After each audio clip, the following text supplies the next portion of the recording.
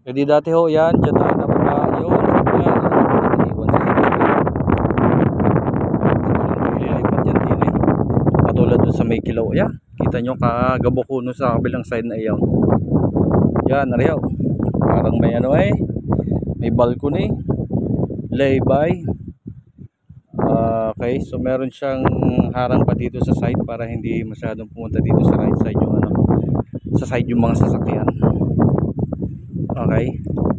Kaso kung 4 wheels ka at kailangan mong tumabi, ay hindi ka rin makakapunta sa gilid na rin dahil may harang na rin. Okay. Maraming salamat at nagawa ito. Doon sa mga bayan ho na nagsama-sama para magawa ang tulay na rin, maraming salamat. Ibaan, Taysan po ay 4 na bayan yan o 5 baga na nagsama-sama para mag-request para dito sa tulay na ito, kasi yung iba naman ng mga bayan na nasa kabila idigay din rin sa Ibaan na daan.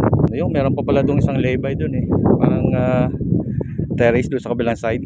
Okay, thank you, update po natin yan.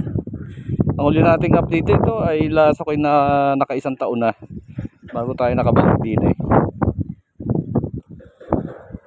Malaki pang gawain, syempre malaki pa akong gawain na rin.